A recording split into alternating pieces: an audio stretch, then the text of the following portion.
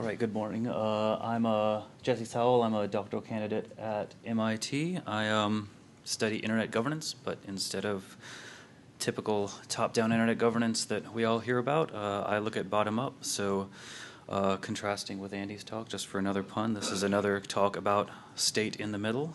Ha. Yeah, good times. So this is a public service announcement. I'm just your friendly neighborhood policy wonk. Most of the examples that I use here are not necessarily my normative view. It's just throwing out possible interpretations, so don't hold me to these as opinions.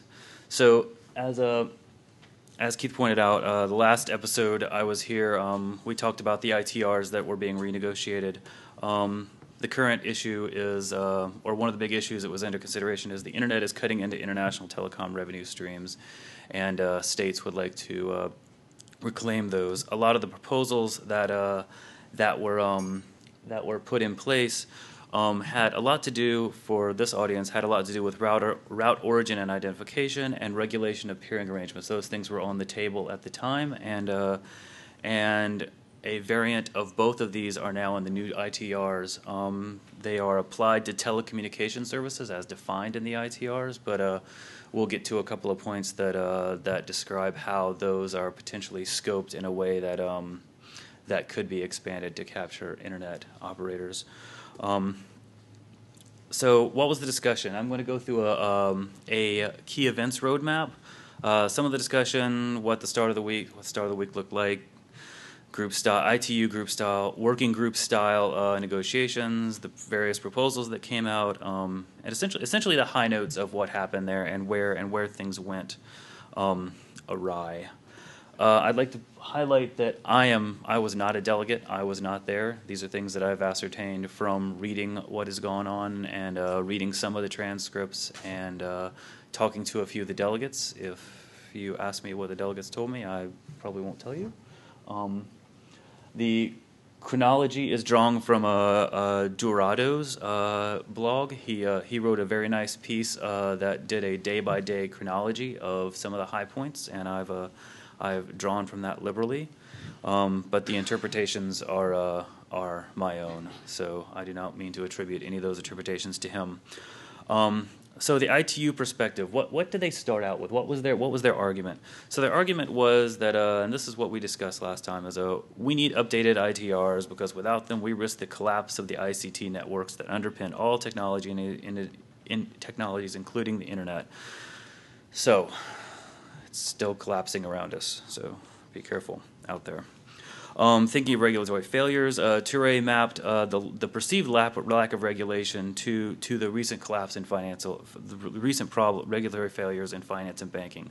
So this is very much a state-based regulatory agency seeing a lack of order, lack of governance in the internet infrastructure area, and saying, this needs regulating. So what did as we approached? There were two big issues or two big points that Toure pounded to the ground over and over again, and the ITU tried to do this as best they could, which is first that the wicket will be by consensus. And this quote, voting means winners, losers, this is not acceptable. Come agreement, of course, will not incorporate in the agreement. Anything that's not by consensus, and they will continue to be discussed for official improvements if that comes. He goes on to say in another quote that it is the ITU's tradition to be consensus-based rather than a voting organization. So keep that in mind. Wicket is not about the internet. This is also something that he tried to drive into the audience over and over again, into listeners. Very clear. This is in the Wicket plenary opening that he said this. So this was driven home once again at the beginning. It's not about taking over the internet. It's not about internet governance. It's about making sure we have connectivity to people without access to mobile telephony and connect the 4.5 billion people that are still offline. So now that we have those two issues settled, or seemingly settled for the time being, how did the first few days go? So the first few days there was quite a bit of thrashing in the working group negotiations. This is a combination of what I've read and what folks at on the delegations have told me. Basically, the way their hierarchy works is they have the big plenary that happens, and they have high-level discussions. Committee 5 is their editorial committee that tries to take the outcomes of the decision processes and translate them into something that can be placed in treaty texts. They have working groups, and specific issues are dealt by ad hoc groups. So the process is divide the document up, hand it out to individual working groups, then down to ad hoc groups, and my cute little arrows there are to show the up and down. And so what essentially happened was political thrashing, very much the kind of thrashing you see on a system, which is there's very little progress in the working groups. Large number of changes were pushed up the chain. Essentially, the individual working groups, the domain-specific working groups could not come to a consensus, and everything propagated back up to the plenary. And so this is essentially how the first week went. And various reports have told me that at least the U.S. delegation and probably others, one wording was the U.S. delegation essentially begged them to, like, please, let's just stay in the plenary and stop this up and down thrashing. For what I heard from the delegates, it was pretty tiring. So what is the first major controversial issue? So the first major controversial issue happened on day 5. A multi-regional coalition of Russia, the UAE, China, Saudi Arabia, Algeria, Sudan, and Egypt came together and put forward a multi-regional common proposal. And the issues were primary issues was first that the internet was included. So Article 3A, internet, in big bold letters. Names and addresses. So this is something that's repeated over and over again. And the actual and the new ITRs actually do place some of this for telecommunication services, of course, under states' controls. But what essentially did was it argued that this particular proposal argued that these two that the internet and number, naming, addressing, identification resources would be under the control of the respective state. So the way the logic that they would use to create a jurisdiction around that is this argument that was originally proposed originally originated in the Russian proposal earlier that created this notion of a national segment, which means basically carve up the networks. If your network lives inside of a particular country or is physically located in a particular country, that's part of their national segment, and they get to regulate your use of those resources. This came out on day 5. It didn't really show up in the. It got unofficially circulated thanks to WikiLeaks, and ultimately on Sunday it was withdrawn. But during that time, the reason I have Egypt with a star, Egypt officially ejected later on in the weekend. Over the weekend, apparently they got a lot of. I don't really know what happened, but they tweeted that, hey, this is not our official statement. And later on, they completely distanced themselves by saying, we didn't even sanction this. We weren't even ever part of this proposal. So there's some dark politics there that I am not and do not want to be privy to. So one of the interpretations of this is some folks called this the nuclear option. A quick interpretation on my part, which is a fairly simple one, was that it was, and based on later uses by the Russian government, the Russian delegation, was it was potentially to feign compromise from an extreme position. So present this proposal, throw it out there, leak it, and say, oh, here's what we really want. Here's our extreme proposal. But if you withdraw it and say, hey, look, we compromised, then you can point to other folks and say, maybe you should do some compromises too. So interesting strategy, not uncommon. Saying that's just my interpretation and fairly off the cuff. So what happened next? So let's fast forward to what was known as the chairman's draft. So day 8 comes around, still thrashing around. Whenever these treaties are passed around in these organizations, things that are in square brackets are the things that are in contention.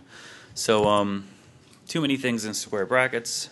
They're looking for a faster route to progress. How can we accelerate this pesky consensus process?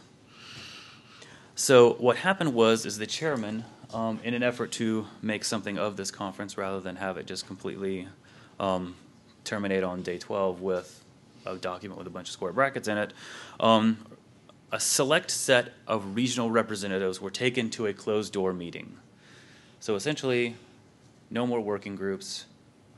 We go into a closed-door meeting, and we're going to hash out a document. So out comes a new document. So the draft issues, operators definition could potentially capture internet operators and companies. Naming and numbering reappear in brackets. 3.8, which is not in the current version.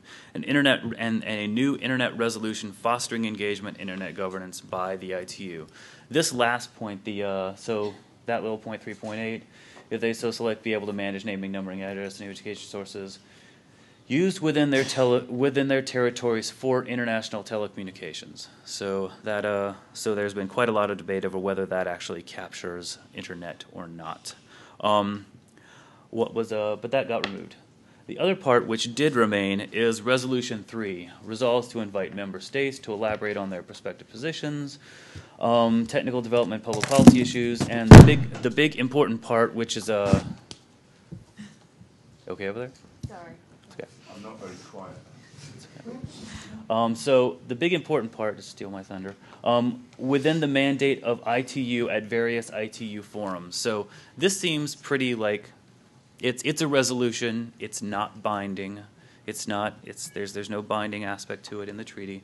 And it seems pretty innocuous, but this is in political world, this is pretty important. Those who control the forum control the shape of the direction of the dialogue. They have that actually gives you quite a lot of control. So this is some analysts that we'll talk about in a little bit said, oh, this is a clever way to find a compromise. But in fact, I believe it opens the door for states to very actively compete with some of the the bottom-up forums that we are more familiar with. So, what happened next? This is a picture from Dorado's blog or Dorado's article in Ars Technica. Very late on day 10. This was somewhere around midnight-ish, I think. The fight continues over the internet resolution that we just talked about and other issues. Long line to speak on the resolution. So the chairman decides that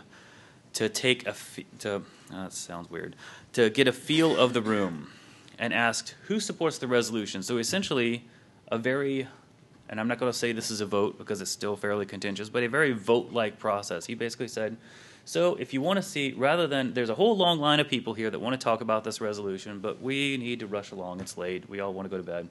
Let's raise our little paddles, or their plates, or whatever they're called, and say who's in support and who's not. And so that kind of raised some eyeballs. And so the UK and Spain jumped on this rather quickly and asked, was this a vote? The response of the UK was the majority to adopt the resolution as amended. To Spain, the chairman said, no, it was not a vote, and I was clear about that. So there's some degree of contention there. So they went from, here's a long line of people that potentially have discussion points about this internet resolution to, we don't have time for this discussion. Let's just do a feel of the room, get the temperature of the room. So day 11 rolls around. We've got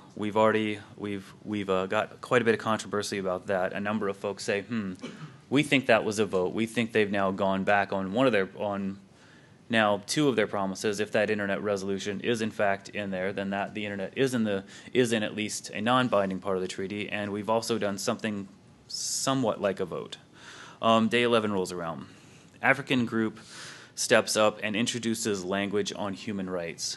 So the ITU, for quite a long time, has been, we are technical, we are technical, we are technical, we are not a policy-making organization, et cetera, et cetera. But lo and behold, here's human rights. Mexico and Canada object. Toure argues consensus is not met. So he's like, okay, well, this isn't going to fly. Consensus isn't met. The debate ensues. A number of people just come flying up to the podium. There's lots of debate. One of the things that a few commentators have pointed out is that there's kind of actually a flip to this. There's a claim that developed states with good human rights records were trying to push the human rights clause out of the ITU, out of the ITRs, whereas states with bad human rights records were actually trying to push it in, which is a very interesting kind of a perverse incentive type of situation. Again, there was no consensus. The Secretary General then is trying to move forward, and Iran makes a point of order for a vote. So Iran raises his hand and says, "I would like to invoke 100.00.3 or some point in the process," and says, "I would like to do a vote." So the chairman says yes, and the vote is taken to close the discussion, just to say, "Done. We're done talking about this," and then two, to accept the human rights language. So now we have a variant, some variant of human rights language in what's supposed to be a treaty bearing largely on telecommunications and technical issues. So what does that screen that you may or may not be able to read say? It says, "Chair, please hold up your hand so we can count."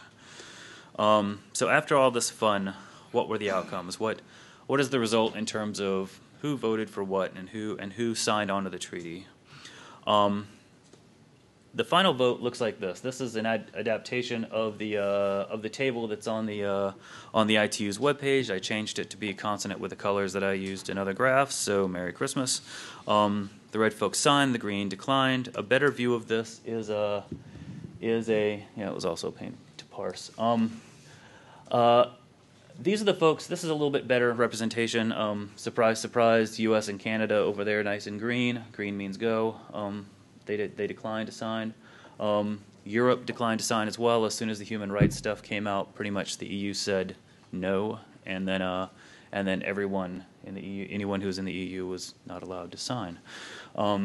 You have some good stuff like India is green, Australia and New Zealand's obviously green, Japan, but there's quite a lot of red up there. So something like 88 countries signed.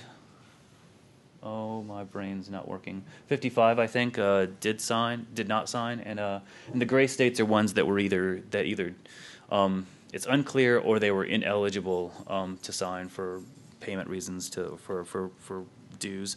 So this was produced by Richard Barnes, this map. So it's a nice visual. So the next thing is something that I did, and this is for interpretation and discussion.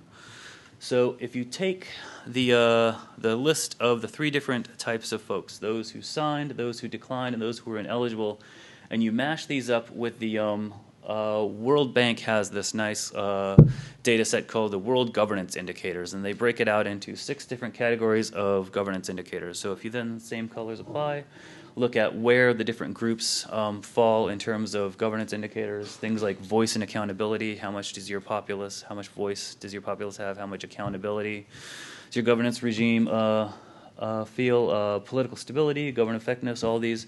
You see that the green folks are well above those that declined are well above those that signed.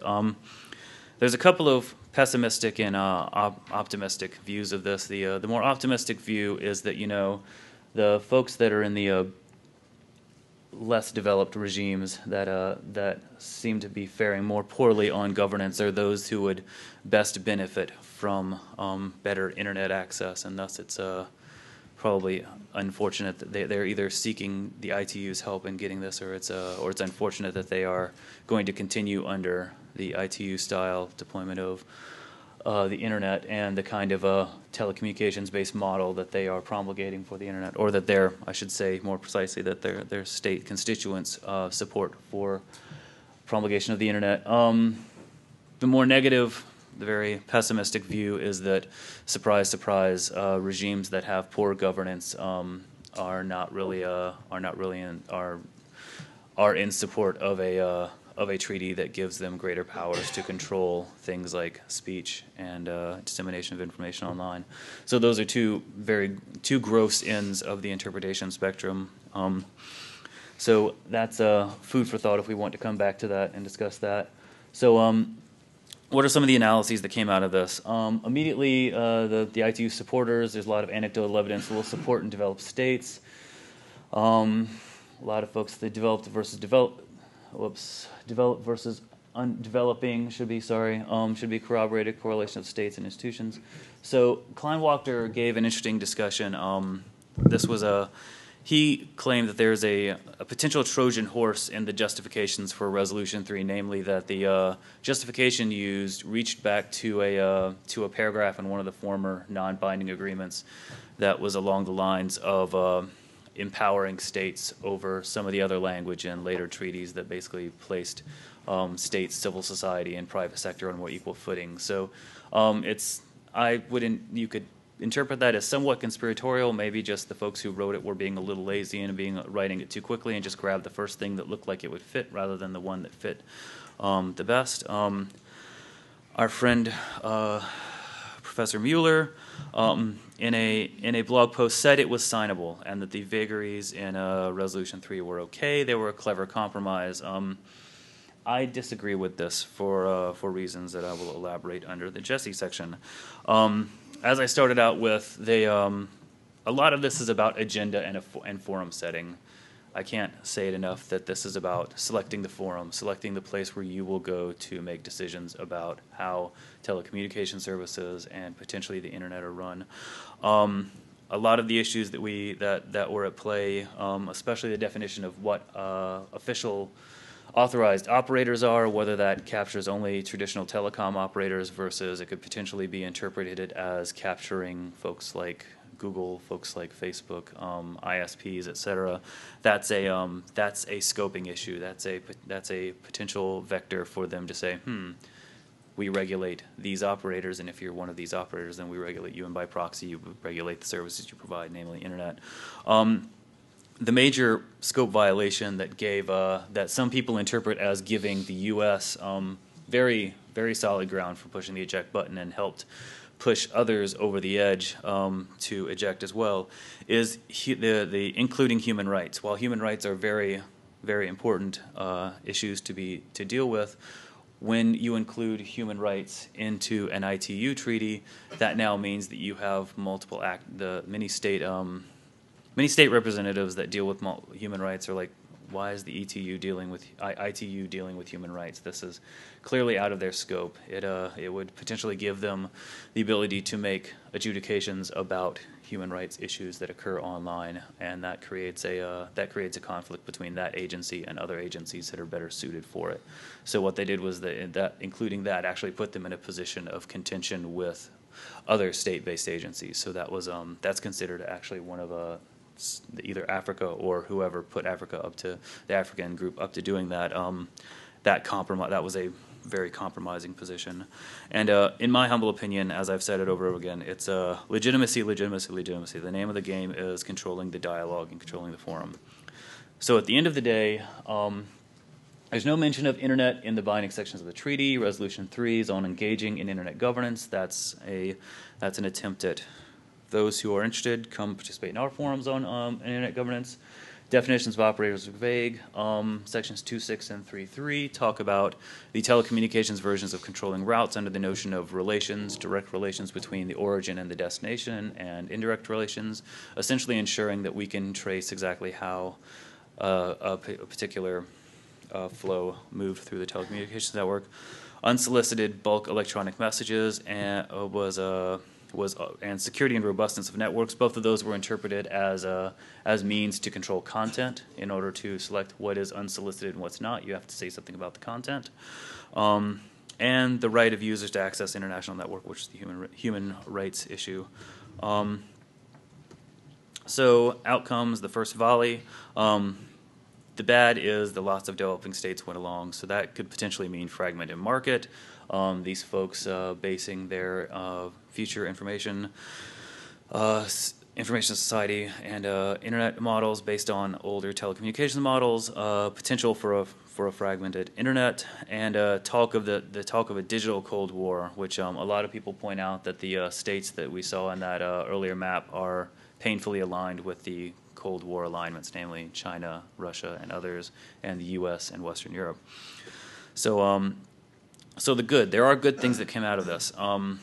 The good is that we have better information on state preferences. We now have explicit documentation of concrete evidence in the proposals of where various states stand. Russia in the multi-regional proposal, in particular, and we also have a first view of how the ITU would potentially deal with these things in the future. This dedication to the consensus process, the willingness to close the door, and where to focus efforts next. So this is a very much a very informative point for the next round, which will certainly come along. So this is the same thing I used last time. Motivated regulator peddling what? Here's where we live. This is the potential feedback. So how should the feedback between these two work? How should bottom-up organizations engage? There's quite a lot of presence from bottom-up organizations at the in various delegations already.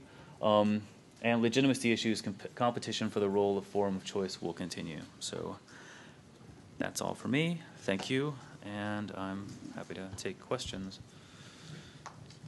Emma? Thank you. Hi, Emma Frost from the Internet Society. Can you go back to your slide on the governance indicators? Oh, sure. I can't believe you don't have our logo on there, by the way.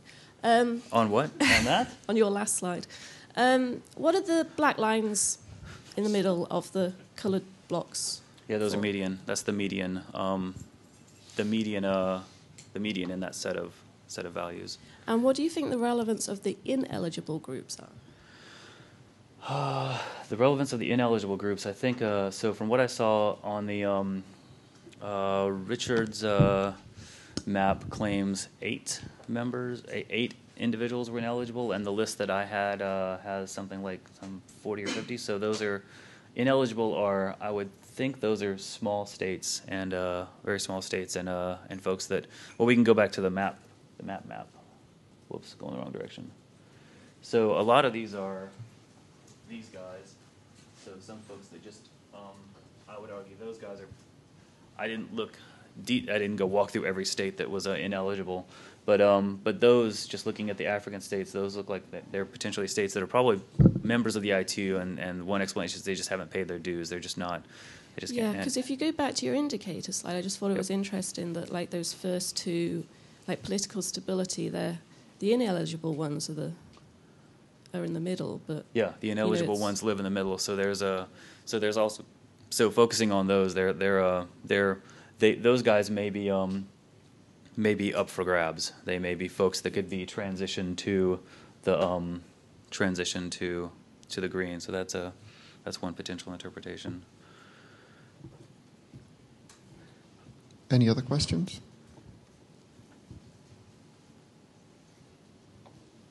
Okay, thank you very much, Jesse.